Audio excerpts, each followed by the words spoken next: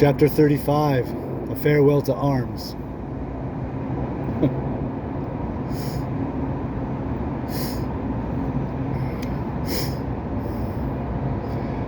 Catherine went along the lake to the little hotel to see Ferguson, and I sat in the bar and read the papers. There were comfortable leather chairs in the bar, and I sat in one of them and read until the barman came in. The army had not stood at the Tagliamento. They were falling back to the Piave. I remembered the Piave. The railroad crossed it near Sandona, going up to the front. It was deep and slow there and quite narrow. Down below, there were mosquito marshes and canals. There were some lovely villas. Once, before the war, going up to Cortina d'Ampezzo, I had gone along it for several hours in the hills. Up there it looked like a trout stream, flowing swiftly with shallow stretches and pools under the shadow of the rocks. The road turned off from it at Cadore. I wondered how the army that was up there would come down. The barman came in. Count Greffi was asking for you, he said. Who? Count Greffi. You remember the old man who was here when you were here before.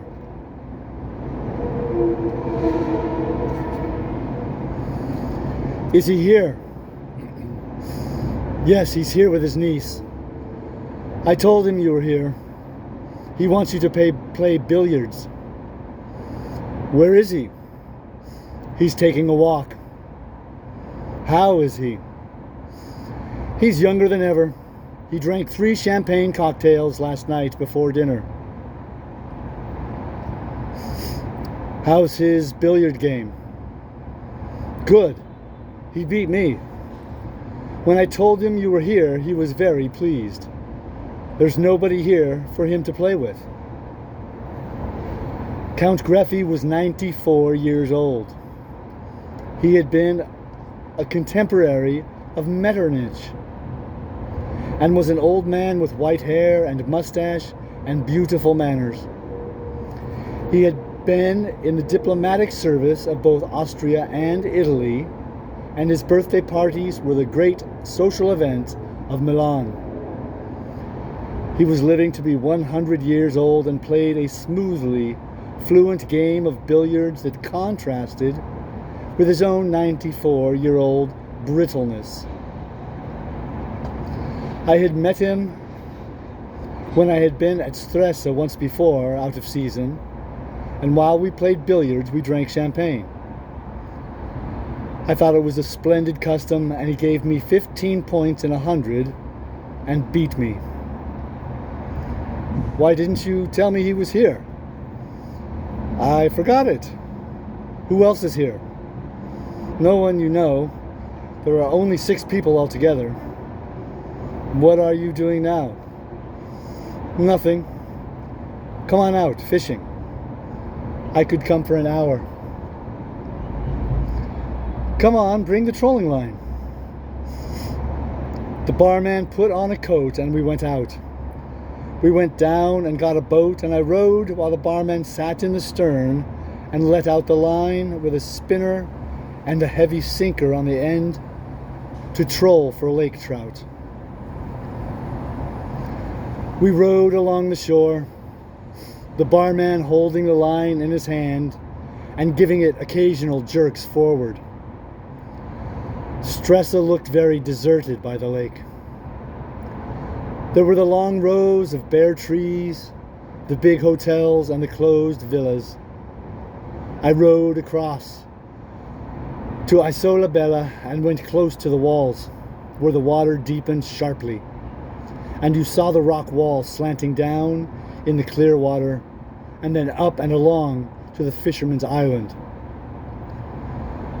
The sun was under a cloud, and the water was dark and smooth and very cold. We did not have a strike, though we saw some circles on the water from rising fish.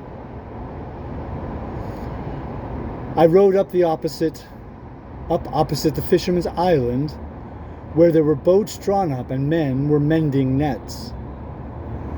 Should we get a drink? All right. I brought the boat up to the stone pier and the barman pulled in the line, coiling it on the bottom of the boat and hooking the spinner on the edge of the gunwale.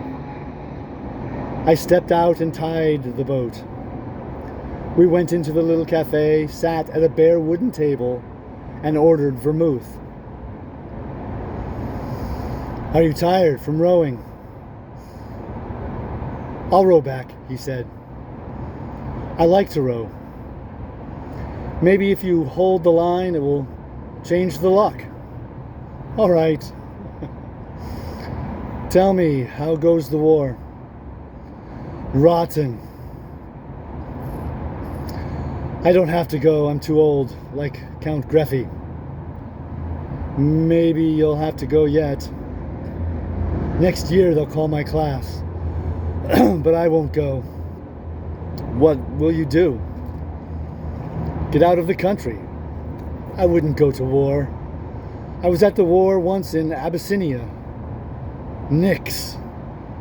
Why do you go?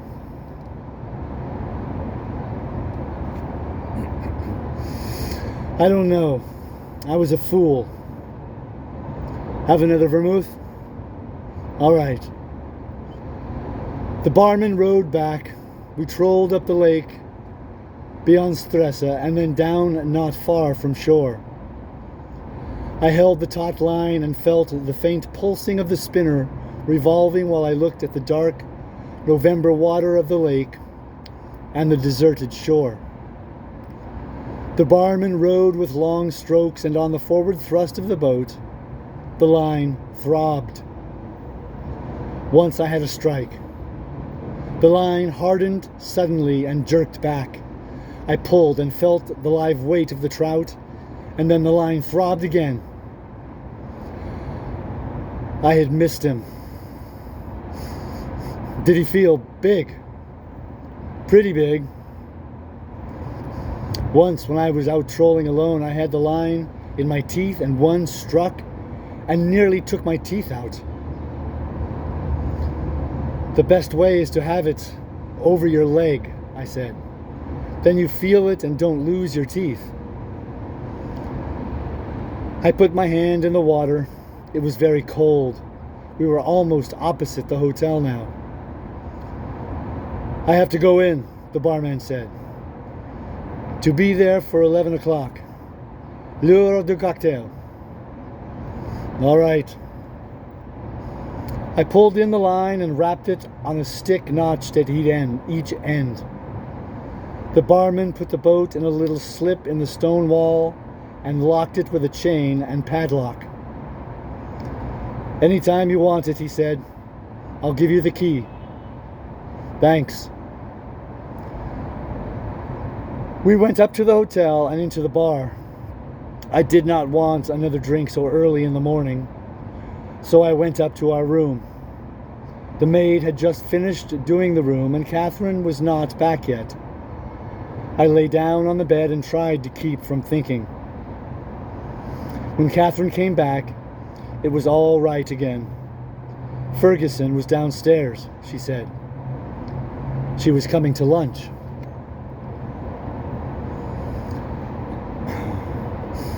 I knew you wouldn't mind, Catherine said. No, I said. What's the matter, darling? I don't know.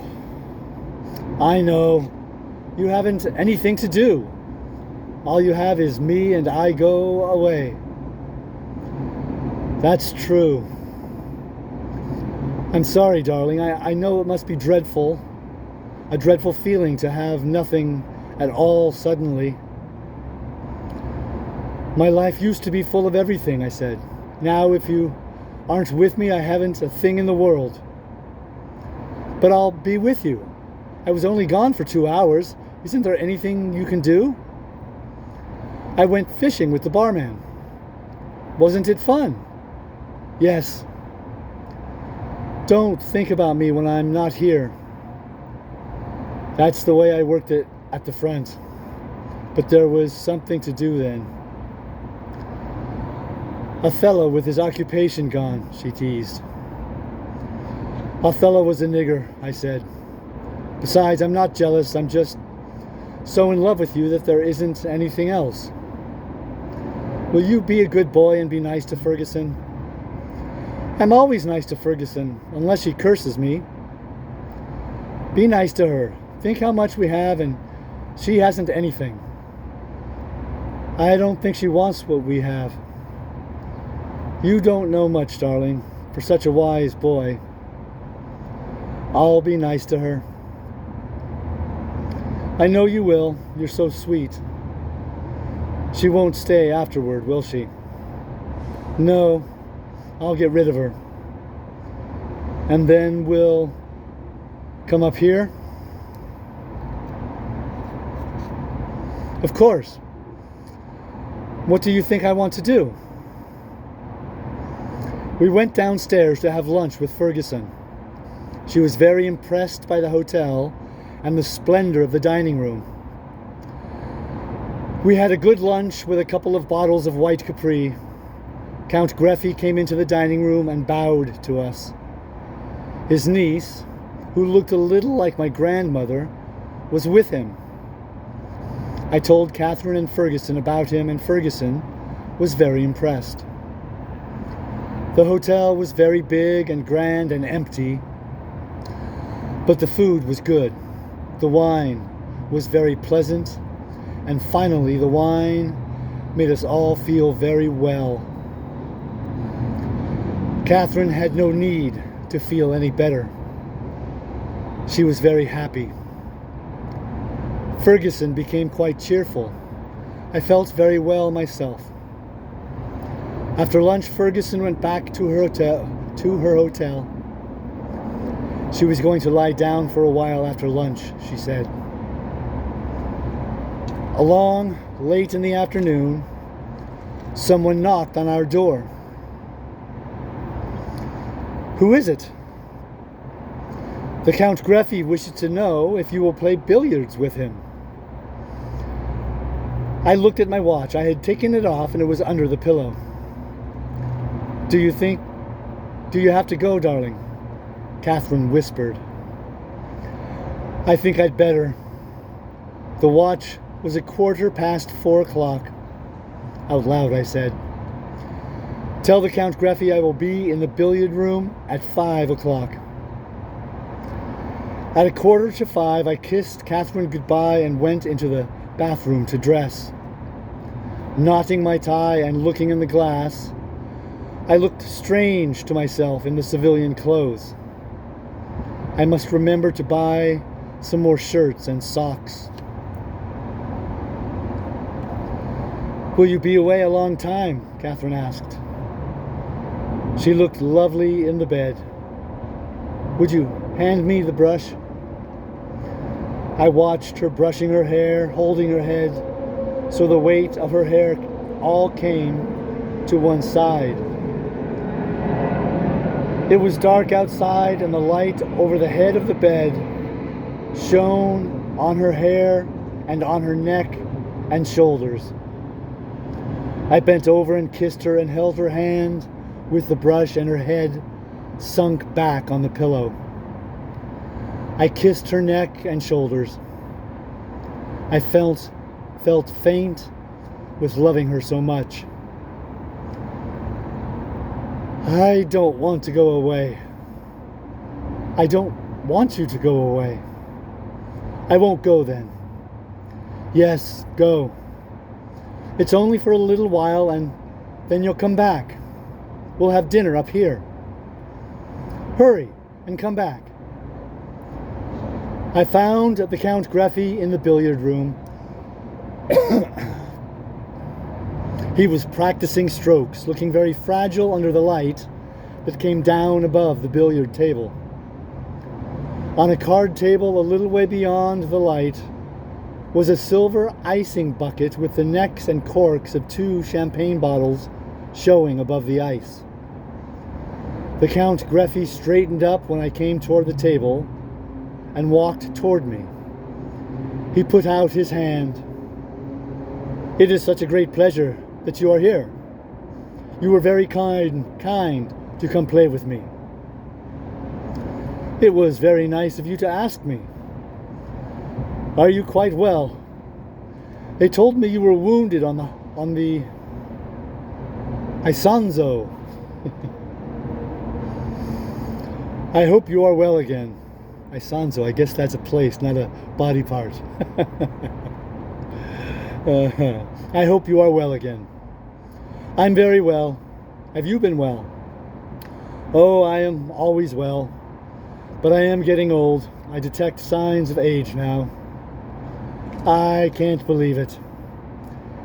Yes, do you want to know one? It is easier for me to talk Italian. I discipline myself, but I find when I am tired that it is so much easier to talk in Italian. So I know I must be getting old. We could talk in Italian. I am a little tired too. Oh, but when you are tired, it will be easier for you to talk English. American. Yes, American. You will please talk American. It is a delightful language.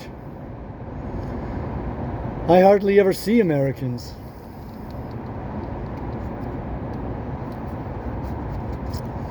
You must miss them. One misses one's countrymen, and especially one's countrywomen.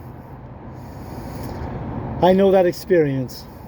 Should we play, or are you too tired? I'm not really tired. I said that for a joke. What handicap will you give me? Have you been playing very much? None at all. You play very well. 10 points in 100? You flatter me. 15. That would be fine, but you will beat me. Should we play for a stake? You always wished to play for a stake. I think we'd better. All right, I will give you 18 points and we will play for a franc a point. He played a lovely game of billiards, and with a handicap, I was only 4 ahead at 50. Count Greffy pushed a button on the wall to ring for the barman. Open 1 bottle, please, he said. Then to me, we will take a little stimulant. The wine was icy cold and very dry and good. Should we talk Italian? Would you mind very much? It is my weakness now. We went on playing, sipping the wine between shots, speaking in Italian, but talking little, concentrated on the game. Count Greffy made his 100th point, and with the handicap, I was only at 94. He smiled and patted me on the shoulder.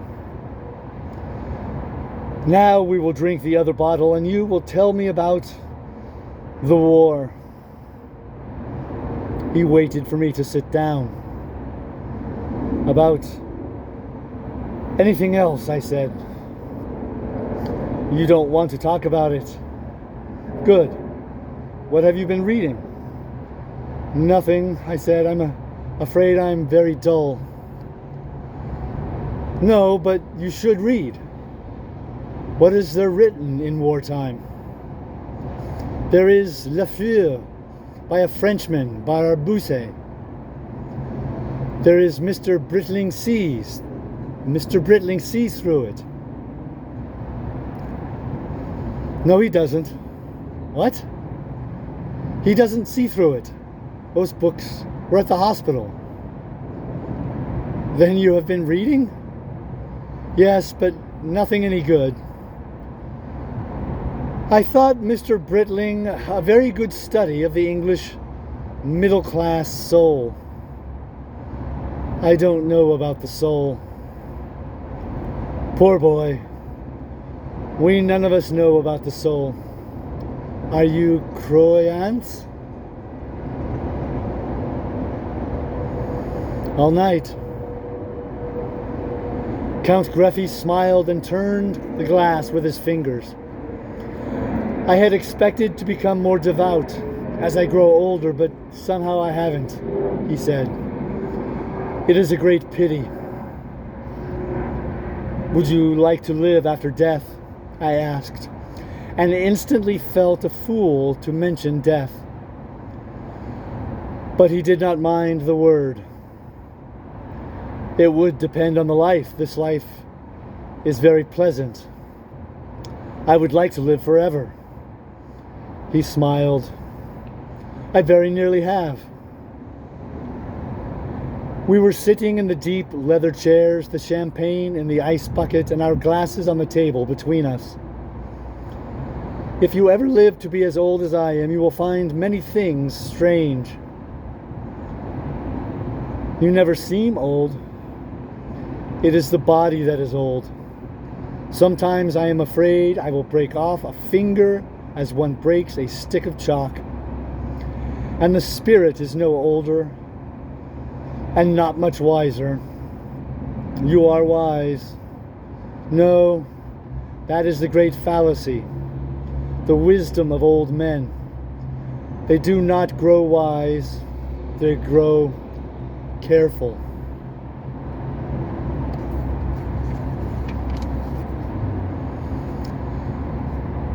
Perhaps that is wisdom. It is a very unattractive wisdom. What do you value most? Someone I love. With me it is the same. That is not wisdom. Do you value life? Yes. So do I, because it is all I have, and to give birthday parties. He laughed. You are probably wiser than I am. You do not give birthday parties. We both drank the wine. What do you think of the war, really? I asked. I think it is stupid. Who will win it? Italy. Why? They are a younger nation. Do younger nations always win wars? They are apt to, for a time. Then what happens? They become older nations. You said you were not wise. Dear boy, that is not wisdom, that is cynicism. It sounds very wise to me. It's not particularly. I could quote you the examples on the other side. But it is not bad. Have we finished the champagne? Almost. Should we drink some more? Then I must dress. Perhaps we'd better not now. You are sure you don't want more? Yes. He stood up. I hope you will be very fortunate and very happy and very, very healthy. Thank you. And I hope you will live forever. Thank you. I have. And if you ever become devout, pray for me if I am dead. I am asking several of my friends to do that. I had expected to become devout myself, but it has not come. I thought he smiled sadly, but I could not tell. He was so old and his face was very wrinkled, so that a smile used so many lines that all gradations were lost. I might become devout, very devout, I said. Anyway, I will pray for you. I had always expected to become devout. All my family died very devout. But somehow it does not come. It's too early. Maybe it's too late. Perhaps I have outlived my religious feeling. My own comes only at night. Then too you are in love. Do not forget, that is a religious feeling. You believe so? Of course. He took a step toward the table. You were very kind to play. It was a great pleasure. We will walk upstairs together.